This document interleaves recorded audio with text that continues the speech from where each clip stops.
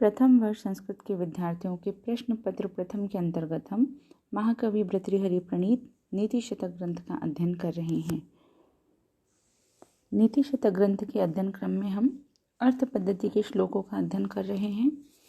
आज हम आगे के श्लोक में देखेंगे कि महाकवि भर्तृहरि कहते हैं, परिक्षीणः कश्चित् स्पृहयति यवानां प्रसर्तये स पश्चात् संपूर्णः कलयति धरित्रीं तृणसमाम् अतश्च अन्येकान्त्याद् गुरुलघुतया अर्थेषु धानीनाम् अवस्था वस्तूनि प्रथयति च संकोचयति च। कश्चित् परिक्षीणः कोई निर्धन, यवानां प्रसर्तये स्पृहति जो कि मुट्ठी के लिए चाह करता है, संपूर्णः स पश्चात् धनी होने पर वह बाद में धरित्रीं तृण समाम कलयति पृथ्वी को तृण के समान गिनता है। अतः च अर्थेषु अनेकान्त्याद् इसलिए पदार्थों में स्थिरता न होने से, गुरु लघुतया भारी व हल्का होने से, धनीनाम अवस्था वस्तुनि धनियों की दशा वस्तुओं को प्रथयति च संकोचयति बढ़ाती है और संकुचित करती है। प्रस्तुत श्लोक में कवि का कथन है कि समय के अनुसार प्रत्येक वस्तु का मूल्य घटता तथा बढ़ता रहता है। कोई निर्धन जो कि मुट्ठी के लिए लालायित रहता है, वह बाद में धनी होने पर संपूर्ण संसार को तिनके के समान तुच्छ समझने लगता है। इसीलिए पदार्थों में अनियत रूप से छोटा तथा बड़ापन रहने के कारण धनवानों की दशा वस्तुओं को घटाती तथा बढ़ाती है। इस संसार में वस्तुओं का कोई मूल्य नहीं होता। व्यक्ति की अवस्था तथा उसकी दृष्टि ही वस्तु को महत्वपूर्ण अथवा तुच्छ बनाते हैं। कवि यहाँ कहते हैं कि कोई निर्धन व्यक्ति मुट्ठी भर जौ की प्राप्ति के लिए भी लालायित रहता है। वह चाहता है कि काश मुझे थोड़ा सा जौ दे दे जिससे मैं अपनी क्षुधा शांत कर सकूं। तब थोड़े जौ उसके लिए अत्यंत महत्वपूर्ण होते हैं। कालांतर में यदि वह धनवान बन जाता है तो संपूर्ण पृथ्वी को तिनके के समान तुच्छ समझने लगता है। इस प्रकार पदार्थों में स्थिरता नहीं होती। पदार्थों में अनियत रूप से छोटा बड़ापन होता रहता है, जिससे मानव की आवश्यकता पूर्ति होती है। वही वस्तु उसके लिए महत्वपूर्ण हो जाती है, अन्य सभी वस्तुएं उसके लिए महत्वहीन होती हैं। इसीलिए कहा जा सकता है कि व्यक्ति की दरिद्र अवस्था अथवा धनाढ्य अवस्था ही किसी भी पदार्थ के मूल्य को घटाती तथा बढ़ाती है। वास्तव में वस्तु न महत्वपूर्ण होती है और न ही महत्वहीन होती है। प्रस्तुत श्लोक में पदार्थों का मूल्य समय की एवं परिस्थितियों के अनुसार होता रहता है। इस तथ्य का उद्घाटन कवि द्वारा किया गया है। धन के प्रति व्यक्ति का दृष्टिकोण सदैव ही बदलता रहता है। प्रस्तुत श्लोक में शिखरिणी छंद है तथा दीपक अलंकार है। आगे के श्लोक में महाकवि कहते हैं, राजन दुदुक्षेसि यदि शीतीं धेनुम एतां तेन अद्य वत्समेव लोकम अमुम पुषाण तस्मैश्च सम्यग् अनिशं परिपुष्यमाणे नाना फले फलति कल्पलतेव भूमि। प्रजापालन से राजाओं के सभी अभिष्ट सिद्ध हो जाते हैं। इसी तथ्य को इस श्लोक में कवि ने स्पष्ट किया है कि राजन यदि एताम, हे राजन, यदि इस शीति पृथ्वी रूपी धेनु गाय को दूधुक्षसी दूहना चाहते हो, तेन अद्य वत्समेव तो आज बछड़े के समान अमूम लोकम पुषाण इस लोक को पुष्ट करो, तस्मिन् च अनिशम उसका दिन रात सम्यक परिपोष्यमाणे अच्छी तरह पालन पोषण करो, भूमि कल्पलता ईव पृथ्वी कल्पलता के समान नाना फले फलती अनेक फलों से समृद्ध होती है। अर्थात हे राजन, यदि तुम इस धरती रूपी गाय को धोना चाहते हो तो आज बछड़े के समान इस प्रजा का पालन करो। प्रजा का दिन रात निरंतर पालन करने पर ही यह भूमि कल्पलता के समान अनेक फलों से समृद्ध होगी। कवि यहाँ राजा को संबोधित करते हुए कहते हैं कि हे राजन, यदि तुम पृथ्वी रूपी गाय को धोना चाहते हो तो बछड़े के समान प्रजा का पालन करो। कोई व्यक्ति बछड़े का ध्यान रखेगा, उसे जीवित रखेगा तो गाय स्वतः ही दूध देगी। इसी प्रकार पृथ्वी से धन धान्यादि आदि धोने हेतु आवश्यक है कि राजा अपनी प्रजा का पालन करे। इस प्रकार प्रजा का निरंतर पालन पोषण करने से यह पृथ्वी कल्पलता के समान अनेक प्रकार के रत्न, धन धान्य, फलों को बिना मांगे ही प्रदान करेगी। तात्पर्य है कि राजा को अपनी प्रजा की कठिनाइयों को दूर करना चाहिए, जिससे प्रजा जन सम्यक रूप से अपना अपना कार्य कर सकें। प्रजा संपत्ति से युक्त होगी तो राजा को भी कर उपहार प्रदान करेगी। इस प्रकार यह भूमि कल्पलता के समान अनेक फल देने वाली हो जाएगी। राजा की समृद्धि प्रजा पर निर्भर करती है। कवि इसी तथ्य को यहाँ स्पष्ट कर रहे हैं।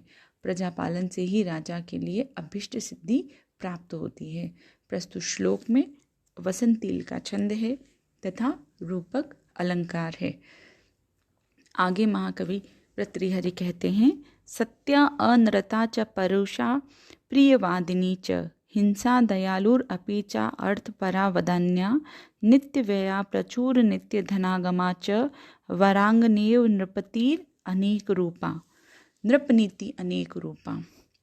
प्रस्तुत श्लोक में कवि राजनीति को वेश्या के समान प्रतिपादित कर रहे हैं कि सत्या अनृताच, सत्य और असत, परुषा प्रियवादिनी च, कठोर और मधुर, हिंसा दयालु अपि च, कभी घातक और कभी दयालु, नित्य व्यय करने वाली, प्रचुर नित्य धन आगमा च, और नित्य प्रचुर धन कमाने वाली, नृपनीति वरांगनाओं ईव, राजनीति वेश्या के समान अनेक रूपों वाली होती है। अनुवाद इस प्रकार है कि कभी सत्य और कभी असत्य, कभी कठोर और कभी मधुर, कभी घातक और कभी दयालु, कभी धन लोलुप तो कभी उदार, कभी नित्य व्यय करने वाली, कभी नित्य अत्यधिक धन संचय करने वाली। इस प्रकार राजनीति वेश्या के समान अनेक रूपों वाली होती है। कवि राजनीति को वेश्या के समान अनेक रूपों वाली यहाँ बता रहे हैं। वेश्या कभी सत्य भाषण कर सच्चाई का आवरण करती है तो कभी असत्य बोलते हुए नीचता का व्यवहार करती है। कभी वेश्या कठोर व्यवहार करते हुए घातक हो जाती है तो कभी प्रिय वार्तालाप करती हुई सहृदयता का परिचय देती है। कभी वेश्या हिंसा का आश्रय लेती है तो कभी दयालुता का परिचय देती है। कभी वेश्या की दृष्टि धन पर ही लगी रहती है तो कभी दान, परोपकार, समाज सेवा में वह धन खर्च करती है। कभी ऐश्वर्य प्राप्ति हेतु अनेक प्रकार से धन खर्च करती है तो कभी अनेक मार्गों से धन का अर्जन भी करती है। इसी प्रकार राजनीति भी अनेक रूपों वाली होती है। राजनीति तथा राजनेता भी अनेक रूपों वाले होते हैं। राजनेता अपने स्वार्थ को सिद्ध करने हेतु कभी सत्य बोलता है, कभी पूर्णतः मिथ्या। कभी राजनेता कठोरता का व्यवहार करता है तो कभी वह मधुर भाषण भी देता है। इस प्रकार उदारता, सदाशयता का वह परिचय देता है। कभी राजनीतिज्ञ लोगों में परस्पर वैमनस्य फैलाकर हिंसक भी बन जाता है तो कभी दया का सागर बन परोपकार करता है। कभी धन लोभ करता है तो कभी दान देता है। राजनीति कभी नित्य व्यय करने वाली तो कभी नित्य प्रचुर धनार्जन करती है। इसी प्रकार राजनीति वरांगना के समान होती है। राजनीति सदा एक समान नहीं रहती। यहाँ राजनीति को वेश्या के समान विविध रूपों वाली बताया गया है।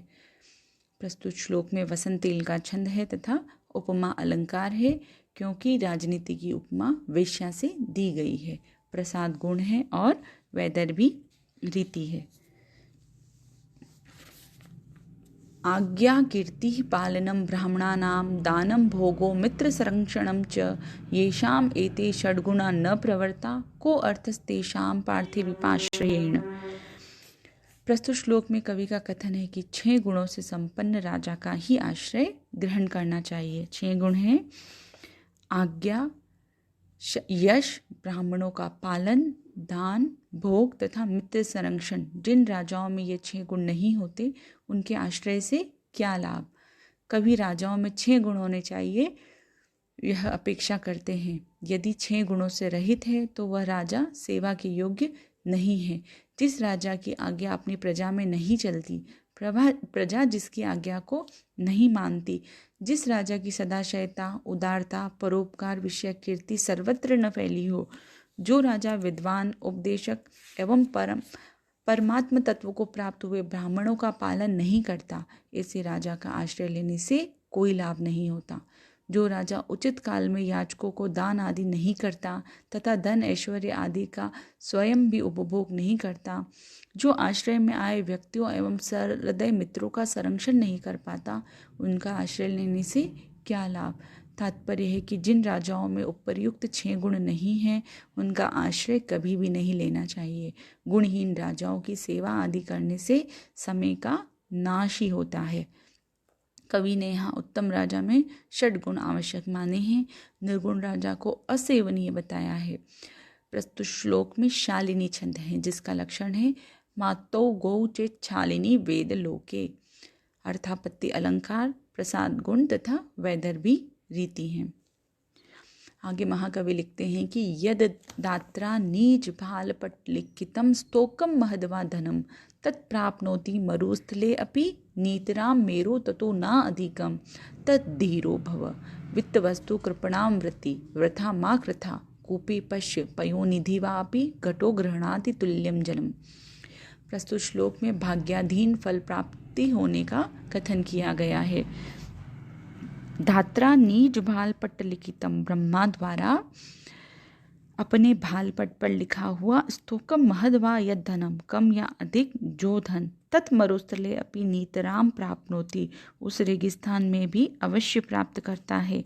तत् अधिकम मेरु न, उससे अधिक सुमेरु पर्वत पर भी नहीं प्राप्त करता है। तत् धीर भव, अतः धैर्य धारण करो। वित्त वस्तु कृपणाम वृत्ति, धनवानों के प्रति दीन वृत्ति। वृथा मा कृथा, व्यर्थ है मत करो। पश्य घट कूपे, देखो घड़ा कुएं। पयोनिधि अपि, में और सागर में भी। तुल्यम जलम गृह्णाति, समान जल ही ग्रहण करता है। ब्रह्मा ने अपने भालपट पर जो कम अथवा अधिक धन लिख दिया है, उसे मनुष्य मरुस्थल में भी प्राप्त कर लेता है और उससे अधिक सुमेरु पर्वत पर भी प्राप्त नहीं करता। अतः धैर्य धारण करो और धनवानों के प्रति व्यर्थ में दीनता का व्यवहार मत करो। देखो घड़ा कुएं में तथा सागर में समान जल ग्रहण करता है। मनुष्य को कभी भी दीनता का व्यवहार नहीं करना चाहिए।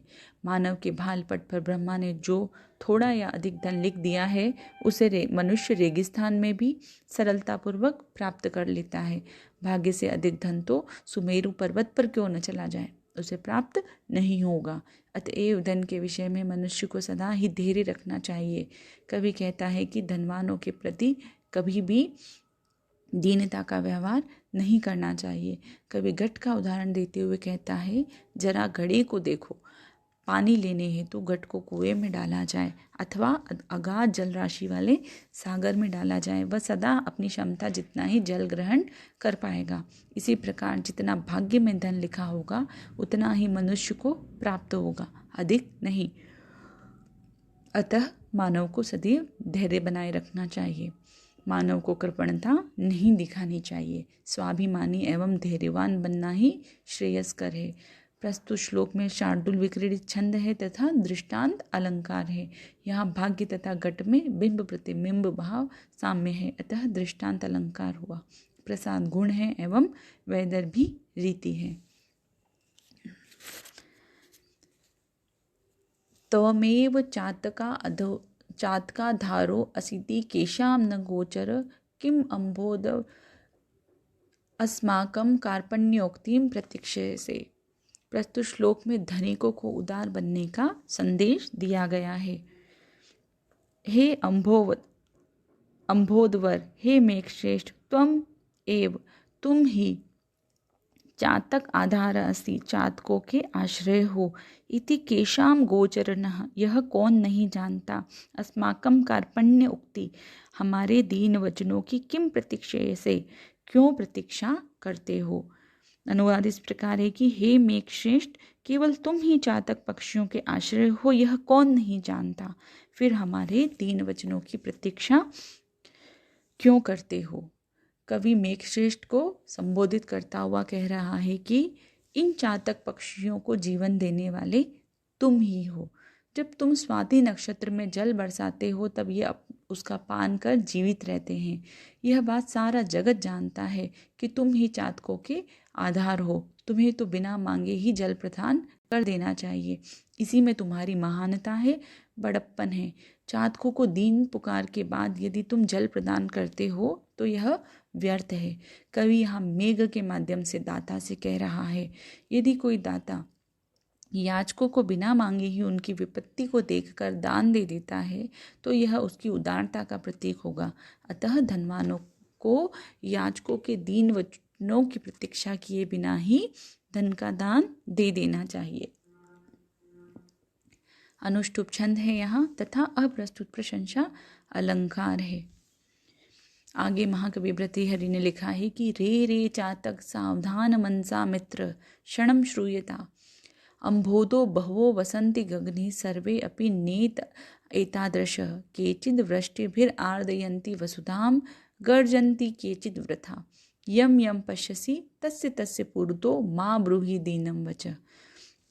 प्रस्तुत श्लोक में कवि का कथन है कि याचकों को सर्वत्र अपनी दीनता प्रकट नहीं करनी चाहिए। रे रे चातक मित्र, हे मित्र चातक, सावधान मनसा क्षणम श्रूयताम, सावधान मन से क्षण भर सुनो। गगने बहवः अम्बोदा वसंती, आकाश में बहुत से बादल रहते हैं। सर्वे अपि न एतादृशा, सभी ऐसे नहीं हैं। केचिद वृष्टि भी वसुधाम आर्दयन्ति, कुछ वर्षा से पृथ्वी को भिगो देते हैं। केचिद च वृथा गर्जन्ति, और कुछ व्यर्थ ही गरजते हैं। यम यम पश्यसि तस्य तस्य पूरतः, जिस जिसको देखते हो उस उसके सामने दीनम वचः मा ब्रूहि, दीन वचन मत बोलो। हे मित्र चातक, तुम सावधान मन से क्षण भर सुनो। आकाश में बहुत से बादल हैं किंतु सभी एक जैसे नहीं हैं। कुछ वर्षा द्वारा पृथ्वी को भिगो देते हैं और कुछ व्यर्थ ही गरजते हैं। अतः जिस जिसको देखते हो उस उसके सामने दीन वचन मत बोलो। कवि चातक को संबोधित करता हुआ कहता है कि मित्र चातक, तुम अपना मन स्थिर बनाकर जरा मेरी बात को सुनो। मैं तुम्हें तुम्हारे हित की बात कह रहा हूँ। इस आकाश मंडल में अनेक बादल विचरण करते हैं, परंतु सभी दयालु नहीं हुआ करते। कुछ बादल अवश्य ऐसे हैं जो पृथ्वी की आवश्यकता के अनुसार जल वर्षा कर उसकी प्यास बुझाते हैं, तथा कुछ बादल ऐसे होते हैं जो व्यर्थ ही गरजते रहते हैं, बरसते नहीं हैं। अतः मेरी बात मानो, जिस जिस को देखते हो उसके सामने दीनता की वचन मत बोलो। प्रत्येक के सम्मुख दीन वचन प्रकट करना सर्वथा अनुचित है। कवि यहाँ चातक के माध्यम से यह कह रहा है, याचक को उदार दाता से ही याचना करनी चाहिए। इस वसुंधरा पर अनेक धनवान रहते हैं किंतु सभी कृपालु नहीं होते। चातक की इच्छा कोई कोई ही पूरी करता है, वैसे ही याचक की अभिलाषा भी कोई कोई ही पूरी करता है। अतः सभी के सामने याचना नहीं करनी चाहिए। चातक हमेशा स्वाति नक्षत्र के जल का ही पान करता है।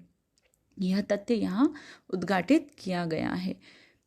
प्रस्तुत श्लोक में शार्दूल विक्रीडित छंद है, काव्यलिंग अलंकार है, प्रसाद गुण तथा वैदर्भी रीति है। इसी श्लोक के साथ आज नीति शतक की अर्थ पद्धति का यही अवसान होता है।